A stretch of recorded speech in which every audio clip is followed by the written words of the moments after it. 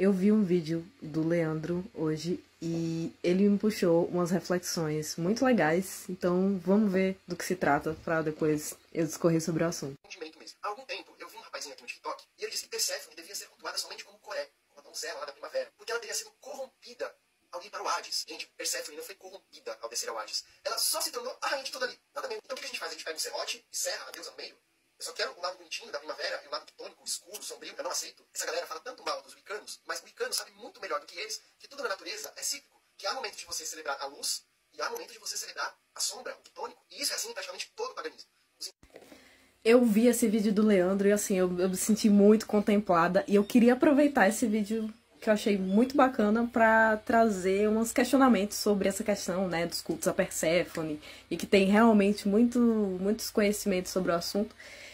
E também sobre a questão dos miasmas, questões de pós-morte gregos, que eu tava estudando bastante isso aqui esses dias, então eu tô super empolgada para dividir com vocês.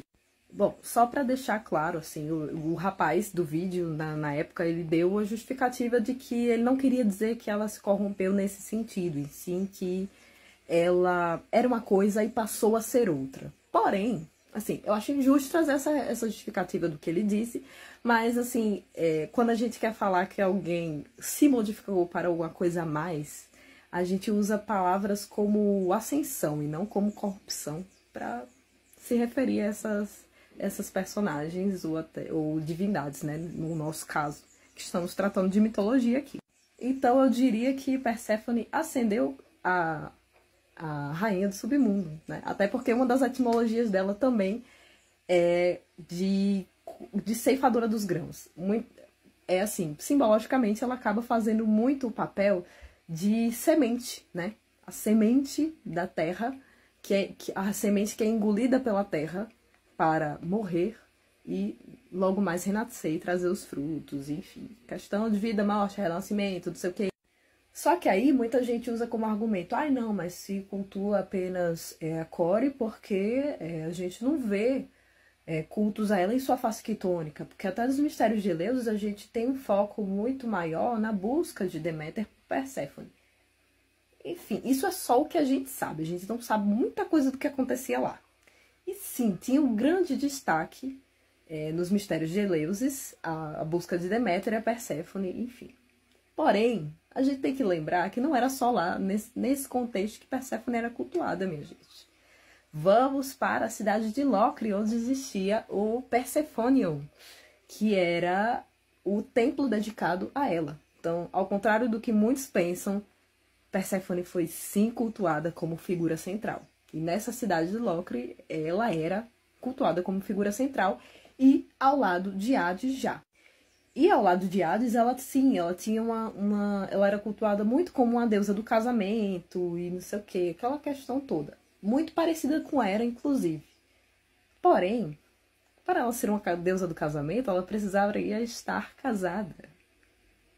Então, ela já era muito representada assim como uma deusa do submundo. Inclusive, tem muitas tabuletas lá de esculturas, que eu esqueci o nome agora específico dessas tabuletas, mas que ela era representada ao lado de Hades, com ramos de flores, trigo e um galo. Galo este que é uma representação que é um animal quitônico. Então é uma representação, sim, do submundo. Então ela tinha essa questão. E voltando para um outro vídeo que eu fiz esses dias, sobre quando eu achei esse vídeo aqui, que esse livro, quando eu achei esse vídeo, que eu achei esse livro aqui, que fala justamente sobre os ritos de nascimento, morte e casamento. E ele mostra o quanto os ritos funerários estão ligados à fertilidade e quanto os ritos de casamento também estão ligados à morte. Então, né, não quer dizer, não é só por causa disso que ela era uma deusa do casamento, que essas duas coisas estavam necessariamente separadas. E eu não tô nem falando do orfismo, porque do orfismo, aí era galera muito quitônica, realmente. A gente já vai falar sobre isso. Inclusive tem um texto que chama o túmulo de alcova nupcial. Enfim, existem várias referências, tanto nos funerais quanto nos casamentos, dessa ligação entre fertilidade, morte, não sei o quê. Inclusive o rapto da deusa também era era meio, pode ter tido uma ligação com o casamento em Esparta. E aí vocês podem ver esse meu outro vídeo.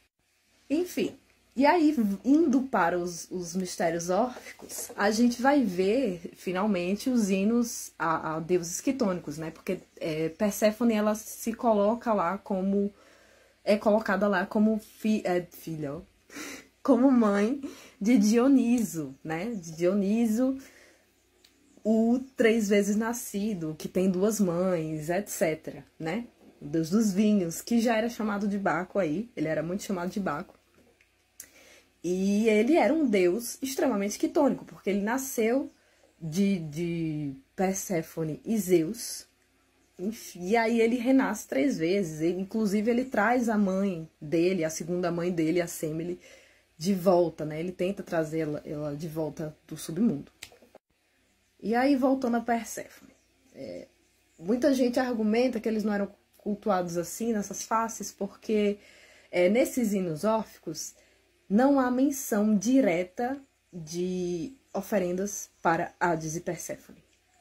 Inclusive, muita gente não fala aí o nome dele, fala só Plutão, o Aidônios. Eu não acho que traz miasma não, gente. Pra mim não faz o menor sentido. Enfim, voltando.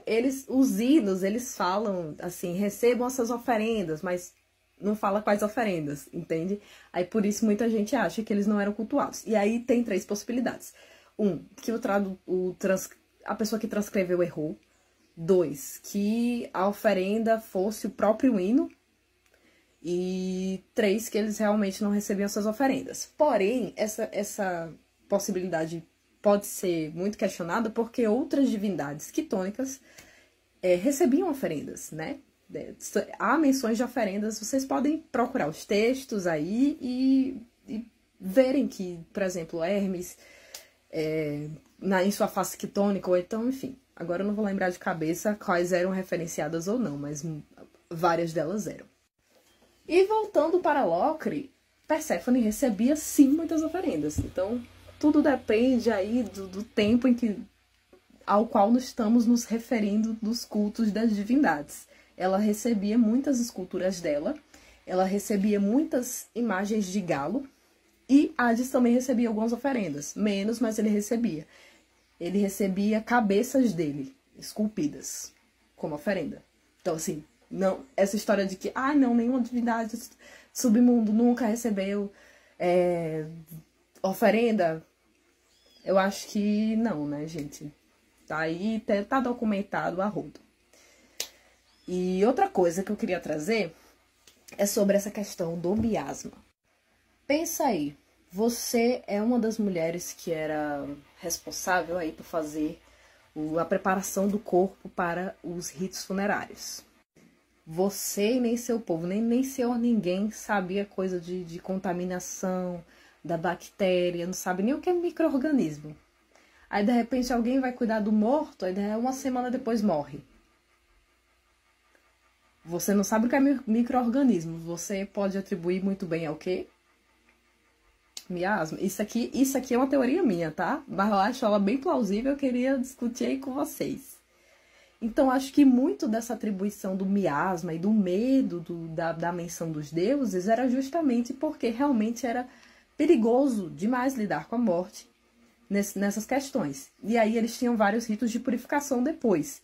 E curiosamente, talvez as pessoas morressem menos depois de lidar com os mortos dessa purificação.